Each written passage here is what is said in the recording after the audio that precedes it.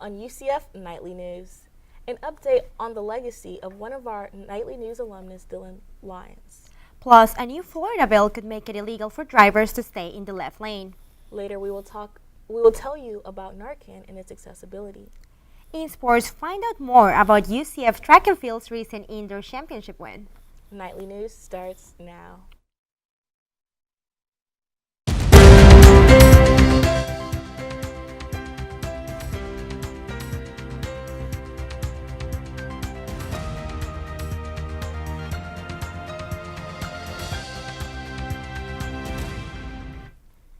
Good afternoon and welcome to Nightly News. I'm Gianna Ford. And I'm Nicholson. Today is Friday, March 3rd, 2023. It's been just over a week since Spectrum 13 reporter and UCF alumnus Dylan Lyons was killed while on-scene reporting at a shooting in Pine Hills. Nightly News reporter Tisme joins us now in the studio to give us more on this developing story. Thanks, guys. Here's what we know since our last update. 19-year-old Keith Melvin Moses is facing 3 counts of first-degree murder charges. The courts are awaiting his next appearance.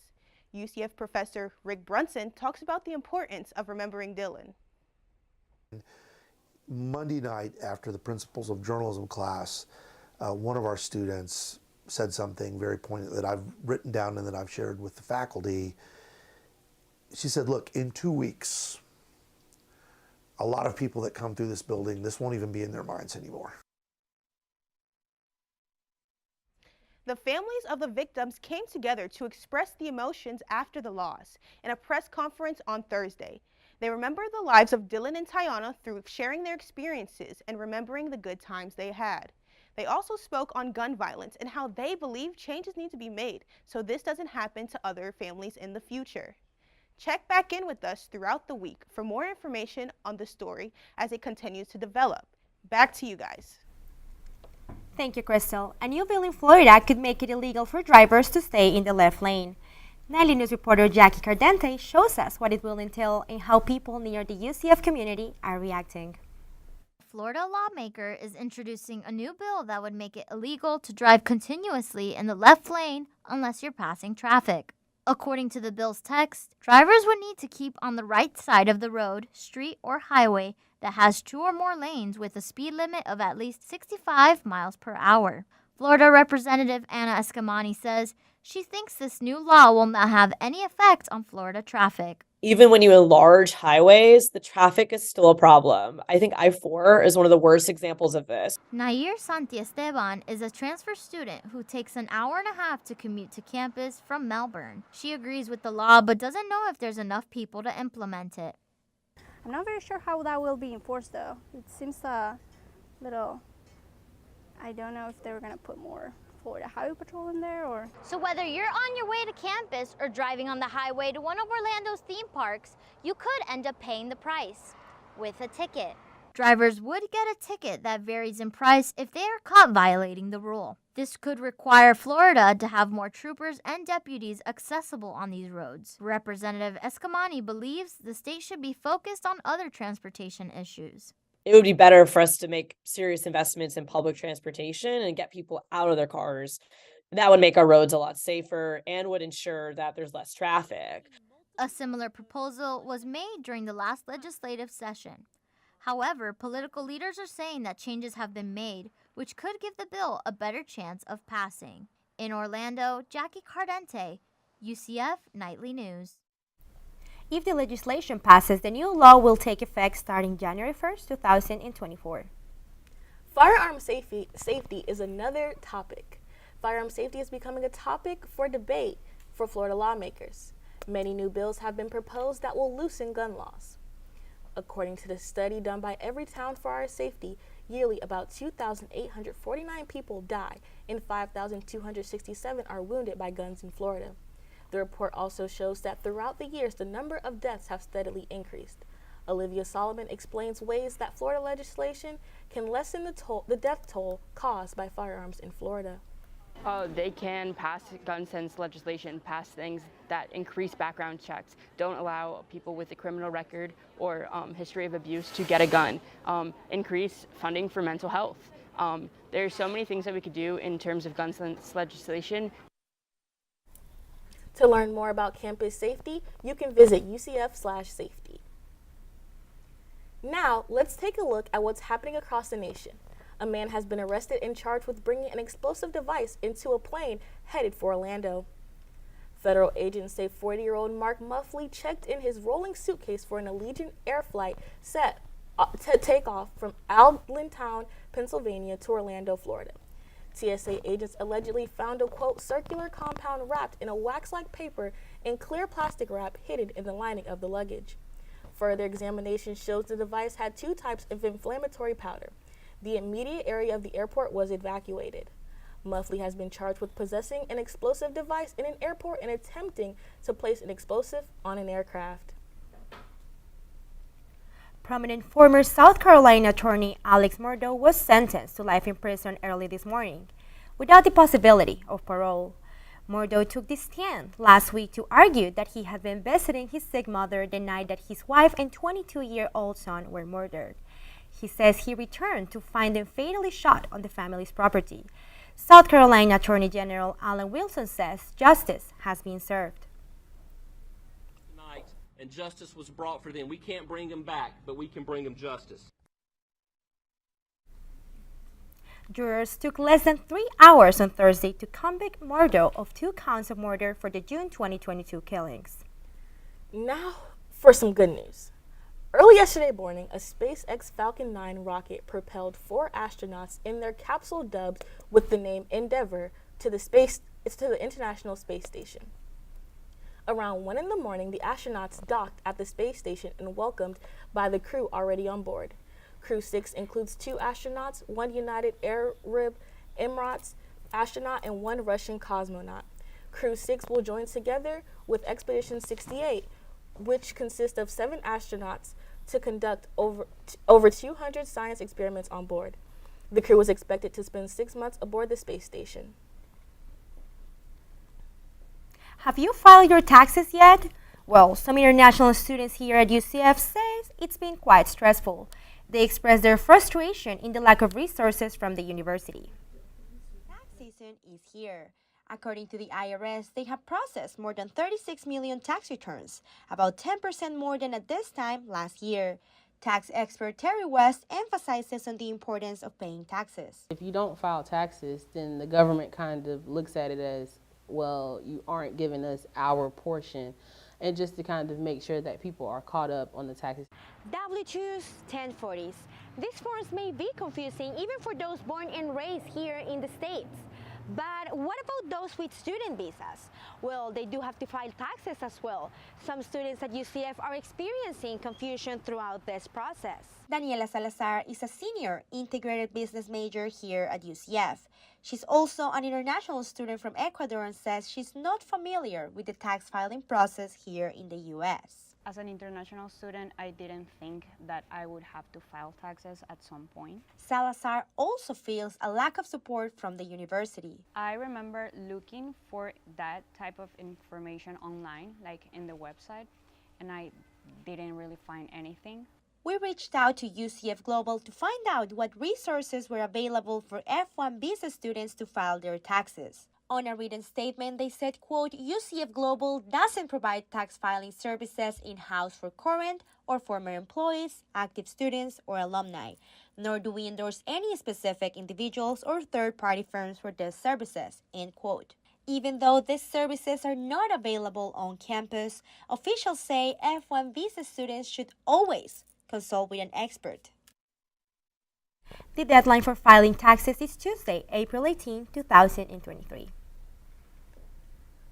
Last week, UCF announced its 30 Under 30 Alumni Award recipients for this year. These awards recognize young Knight alumni that are accomplishing great things while also giving back to the UCF community. According to UCF's website, young alumni count for 1/3 of the alumni population. The nominations for these awards were reviewed and scored by UCF staff, previous recipients, and UCF Young Alumni representatives. We spoke with Gabriella Armour, one of the award recipients. She graduated in 2016 with a degree in athletic training. In 2021, she became a doctor of physical therapy. She says she's proud to be a Knight. For me, being a UCF alumni gives me the feeling that I will always be under construction forever. Like I will always constantly be working on myself, and you know, having that night feeling like I'm strong, I'm resilient. The 30 Under 30 award ceremony will be held on May 20th. Nightly News weather anchor Rachel Clark joins us now at the desk. So Rachel, how's the weather looking like today? Well, Nicole and Gianna, we are going to have a pretty warm week this week. Currently, we're looking at about 87 degrees right now. It's pretty warm right now, but we're going to have a 63% humidity level, so that's pretty going to even out pretty well, and we're going to have a little bit of a warm, wet day today. Winds are moving at south-southwest at about 20 miles per hour. Our rain chance is at 0% for most of the day here today. The National Weather Service has issued a red flag warning for the day. This means that those warm temperatures, low humidity, and above average wind speeds are going to combine to produce an increased risk of fire danger. This red flag warning is in place until 7 p.m. Wow, that's a lot. But coming up after the break, we learn about Narcan and how it can be used from Nightly News reporter Erica Brockish. Plus, how UCF's partnership with Old Town Compost will help the life of Orlando's landfill. Find out more after the break.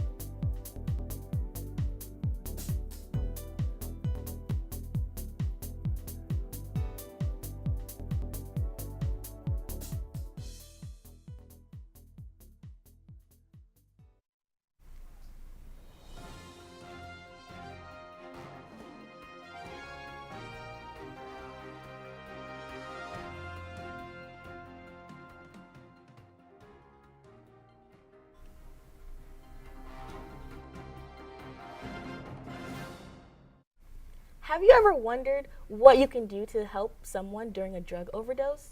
There is ready-to-use medicine that is called Narcan, and it will help.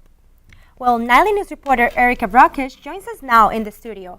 So Erica, what exactly is Narcan and how does it work?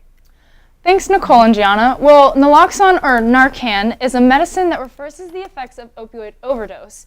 And I know this doesn't look like much, guys, but this could save a life. Senate Bill 542, sponsored by Senator Jim Boyd, is a bill that will require Florida college system institutions and state universities to have emergency opioid antagonists, such as Narcan, in the dorms. This bill has not yet been passed, but is currently under review by Senate committee references. While students have the ability to get Narcan at student health services for free, no questions asked, this would put this medicine in the dorms in clearly marked areas for emergency use until police can arrive. Nightly News contacted Senator Boyd's office, but they declined to comment on the bill because it's still under review. And Gianna and Nicole, we're going to keep an eye on this bill just to see what's going on and see when it gets passed. You can get Narcan at the Student Health Center during the week, Monday through Friday, from 8:30 a.m. to 6 p.m. and on Saturday from 10 a.m. to 2 p.m. Now back to you, Gianna and Nicole. Thank you, Erica. I know this can help save a life, but let's talk about what we can do to help save the planet. UCF Student Government is partnering with O-Town Compost to help reuse organic materials and expand the life of Orlando's landfills. The organization's founder says that this initiative is vital to the future of our planet. UCF Student Government has launched their new partnership with O-Town Compost. On Market Wednesday, students are encouraged to bring their food scraps and recyclable waste to be composted. UCF Student Government Sustainability and Innovation Coordinator Nicole Boyson says that this initiative is a great way to help students understand the importance of recycling. The goal is that we decrease food waste on campus, as well as just educating students about how much food really does go to waste and it can be turned into so many other things. This partnership aims to promote environmental leadership while encouraging students to properly dispose of their food waste. If you are on campus and you're looking for where to dispose of your food waste, look for the green O-Town compost bins. O-Town Compost is a local business here in Orlando that aims to divert waste from landfills and support local agriculture. O-Town Compost founder Charlie Pioli says UCF is a big contributor to Orange County's landfill, and this is a small step towards a bigger goal. It's just a small amount of food waste on campus. We should be targeting food waste in dining halls and residence halls and office buildings on campus. Wherever there's eating, there's going to be food waste. Composting is the natural process of recycling organic material into a fertile soil. O-Town Compost will return all the black gold back to the UCF Arboretum to help grow new things. If you don't have food waste but still want to be involved, go to the UCF Arboretum website at arboretum.ucf.edu to find out more ways to be involved. Sunrail is offering free rides to anyone going downtown this weekend. Starting Saturday at 2 p.m. until midnight, people can save on parking by riding the train. This because of the amount of events going on, including Monster Jam, the Orlando City Game, and the Blake Shelton concert. You can see the full schedule on Sunrail's website. I don't know about you, Nicole, but I will be on the Sunrail this weekend. But I will be in the Orlando City Game because we love soccer. Coming up after the break, our friends at Embry-Riddle give us the breakdown on what temperatures are looking like across the nation. Plus, the UCF track and field team won their third American Conference Indoor Championship. Find out what this means to an assistant coach and a member of the team.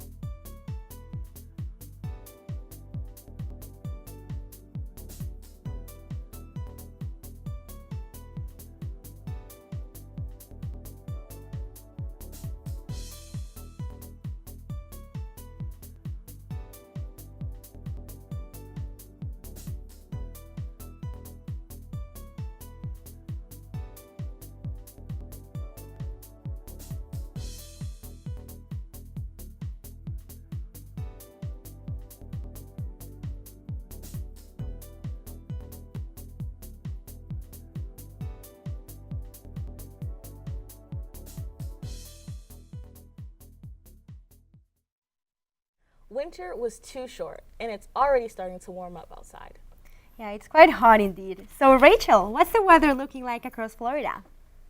Yeah, guys, so we are actually just about to get into spring. March 20th will be our first day of spring, so just about 2 weeks here we've got coming up.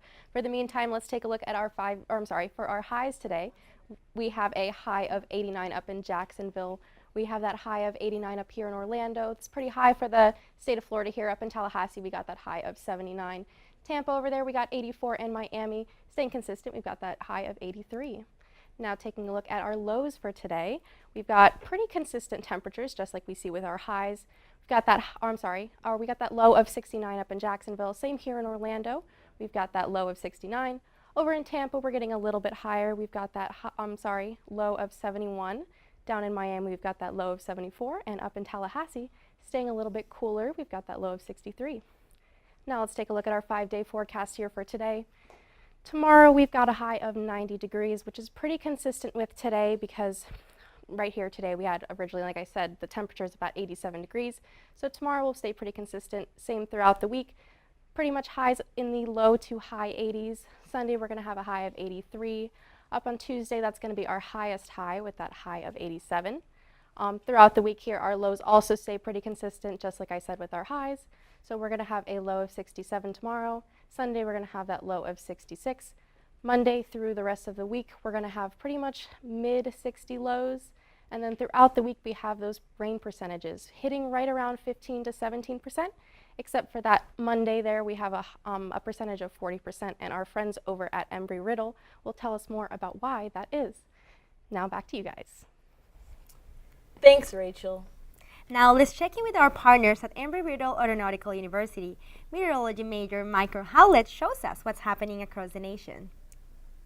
The story nationwide this weekend is this big area of low pressure over southern Illinois that's going to bring us some severe weather across the Great Lakes region as well down into the south. It's going to move into the northeast here through Michigan and into Boston through Saturday afternoon. That's about when it's going to move out. It's going to bring some heavy snowfall as well as a potential for severe storms in the southern parts of the country.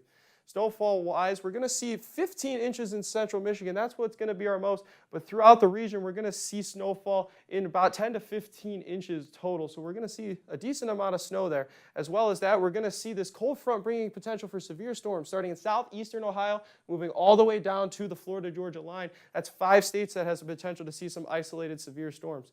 That cold front moving through is also going to bring us back down to our average temperatures after the last couple weeks being well above that. Atlanta's going to wake up to 44 degrees tomorrow, which is average for this time of year finally. So because of this, throughout the whole weekend, we're going to see temperatures start to move back to average throughout the country.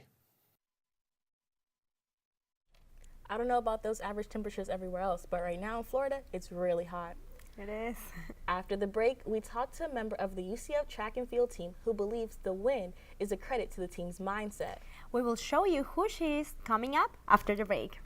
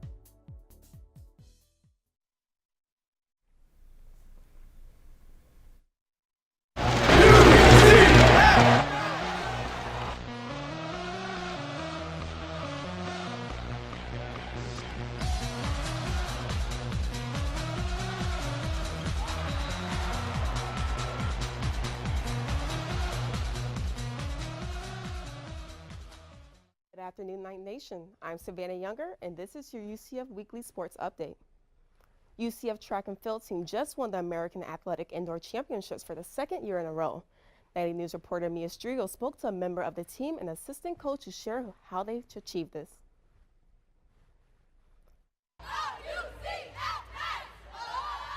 The UCF track and field team there cheering their big win after gaining the American Athletic Indoor Championship title for the third time in program history, according to UCF Athletics. UCF was the only team to rack up points in the triple digits with a total of 132.25. Head coach Dana Boone and her assistant coaches Brian Jackson and Glenn Smith were also awarded as the AAC Coaching Staff of the Year. Jackson was first named assistant coach in 2018, and he says over the last 5 years the team has improved tremendously. I think mission number one was to find the right young ladies who are willing to come in and work hard and buy into the vision that we have for the program. Jasmine Scott Kilgo is a senior on the track and field team whose position is jumps and hurdles. At the Indoor AAC Championship, she got second place for triple jump with a 12.80 meter jump. Scott Kilgo and her teammate Ashira Collins both made it on the podium in the triple jump and gave the UCF track and field team 14 points. I think we just have like a winner's mindset. Like each individual on our team has a strong asset, and so bringing that all together, we just have like a complete dominant team. The team walked away with a giant trophy, but this is a smaller version of that every teammate got to take home.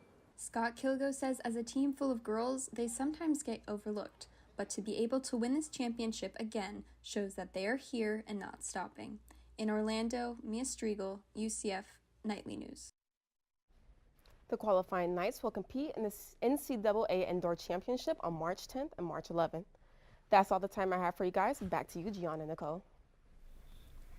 That's our time for now. Thanks for joining us. Remember, you can always keep us up to date during the week on Instagram at UCF Nightly News. And if you have a story idea you want us to know about, just send it our way. You can reach us out on our website, nightlynews@ucf.edu. Thanks for watching and have a great day.